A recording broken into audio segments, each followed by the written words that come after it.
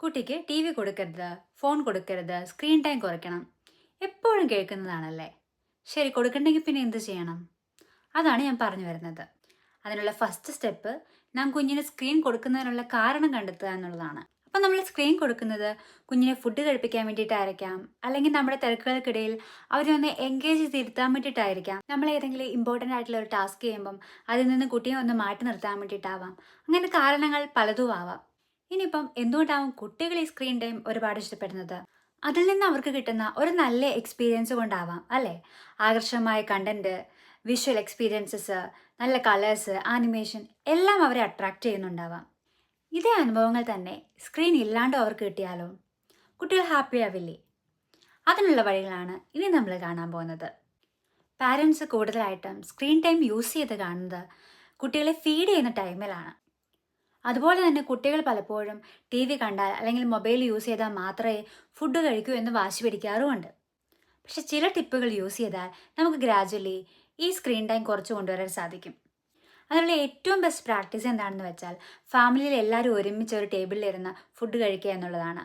ഇത് screen time കുറയ്ക്കുന്നതിനോടൊപ്പം തന്നെ family ആയിട്ടൊരു നല്ല ബോണ്ട് ക്രിയേറ്റ് ചെയ്യാനും ഹെൽപ്പ് ചെയ്യും. ഇനി അടുത്ത കാര്യം എന്ന് വെച്ചാൽ ഫുഡ് കൊടുക്കുന്ന സമയത്ത് കുട്ടീനെ ഡിസ്ട്രാക്ട് ചെയ്യുന്ന കാര്യങ്ങളൊക്കെ നമ്മൾ റിമൂവ് ചെയ്യുക എന്നുള്ളത്. അതായത് ഇപ്പോൾ ഫോൺ അടുത്ത് വെക്കാതിരിക്കുക, ടി വി ഉള്ള റൂമിൽ പോയിരുന്ന് ഫുഡ് കൊടുക്കാതിരിക്കുക, അങ്ങനെയൊക്കെ. പിന്നെ മറ്റൊരു പ്രധാനപ്പെട്ട കാര്യമാണ് കുഞ്ഞിനെ സെൽഫ് ഫീഡിങ് എൻകറേജ് ചെയ്യുക എന്നുള്ളത്.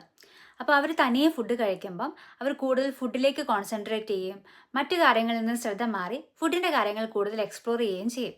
പിന്നെ ഫുഡ് കൊടുക്കുന്ന ടൈമിൽ നമുക്ക് അവരുടെ അടുത്ത് പറയാം, ആദ്യത്തെ ഇത്ര പോർഷൻ കഴിച്ചു കഴിഞ്ഞെങ്കിൽ മാത്രമേ നിങ്ങൾക്ക് ടി വി വെച്ച് തരുവുള്ളൂ.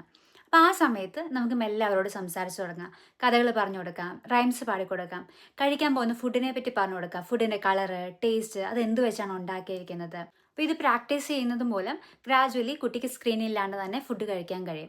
It's not a very good method, പക്ഷെ ട്രൈ ചെയ്യാവുന്നതാണ്. പിന്നെ വളരെ ഇമ്പോർട്ടൻ്റ് ആയ മറ്റൊരു കാര്യമാണ് നമ്മൾ ഈ കാര്യങ്ങളൊക്കെ ഫാമിലിയിലെ മറ്റുള്ളവരുമായിട്ടും ഡിസ്കസ് ചെയ്യുന്നുണ്ടെന്ന് ഉറപ്പുവരുത്തേണ്ടത്. ഇപ്പം നമ്മുടെ ആബ്സെൻസിൽ ഫാമിലി മെമ്പേഴ്സാണ് കുട്ടിക്ക് ഫുഡ് കൊടുക്കുന്നതെങ്കിൽ അവരും ഇത് ഫോളോ ചെയ്തിരിക്കണം.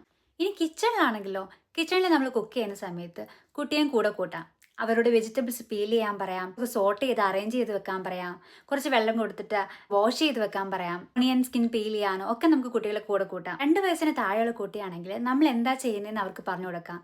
നമ്മൾ ഏതൊക്കെ വെജിറ്റബിൾസ് എടുക്കുന്നുണ്ട്, നമ്മളതിപ്പോൾ കട്ട് ചെയ്യാണ്, വാഷ് ചെയ്യാണ്, വെജിറ്റബിൾസിൻ്റെ പേരെന്താണ്, കളർ ഏതാണ്, എല്ലാ കാര്യങ്ങളും അവരെ പഠിപ്പിക്കാം. ഇനിയിപ്പോൾ മുതിർന്ന കുട്ടികളെയൊക്കെ വീട്ടിലാക്കിയിട്ട് ജോബിന് പോകുന്ന പാരൻസ് ആണെങ്കിൽ കുട്ടിക്കായിട്ട് simple activities like colouring book, puzzles, story books ഒക്കെ നൽകിയിട്ട് പോകാം. അതുപോലെ തന്നെ വീടിൻ്റെ ഒരു ചെറിയ ഏരിയ ക്ലീൻ ആക്കി വെക്കാൻ പറയാം. അതുപോലെ തന്നെ ക്ലോത്ത്സ് ഫോൾഡ് ചെയ്ത് വെക്കാൻ പറയാം. ഇനി തിരിച്ച് വരുമ്പോഴേക്കും കുട്ടി കറക്റ്റായിട്ടുള്ള ആക്ടിവിറ്റീസ് ഒക്കെ ചെയ്തിട്ടുണ്ടെങ്കിൽ അവർക്ക് ചെറിയ റിവാർഡ്സ് അല്ലെങ്കിൽ ഗിഫ്റ്റ്സ് ഒക്കെ നൽകാവുന്നതുമാണ്. ഇതൊന്നും കൂടാതെ ടൈം കിട്ടുമ്പോഴൊക്കെ കുട്ടികളെ പുറത്തു കൊണ്ടുപോകാനും പ്രകൃതിയായിട്ടൊരു നല്ല ബന്ധം ഉണ്ടാക്കാനും അവരുടെ കൂടെ കളിക്കാനും ഒക്കെ ശ്രദ്ധിക്കേണ്ടതാണ്. ഇതുപോലെ തന്നെ ഡെയിലി ആക്ടിവിറ്റീസ് എല്ലാത്തിലും കുട്ടികളെ നമുക്ക് കൂടെ കൂട്ടാവുന്നതാണ്. ഏറ്റവും ഇമ്പോർട്ടൻ്റ് ആയ കാര്യം അവർ കുട്ടികളാണെന്നുള്ള കാര്യം അക്സെപ്റ്റ് ചെയ്ത് നമ്മുടെ കൂടെ കൂട്ടുക എന്നുള്ളതാണ്. അവർ ചിലപ്പോൾ തെറ്റായി പെരുമാറാം, വീട് മൊത്തം മെസ്സി ആക്കാം, മിസ്റ്റേക്സ് വരുത്താം. പക്ഷേ ഇതിലൂടെയൊക്കെയാണ് അവരവരുടെ കോൺഫിഡൻസ് ബിൽഡ് ചെയ്യുന്നതും ക്രിയേറ്റിവിറ്റി വളരുന്നതും.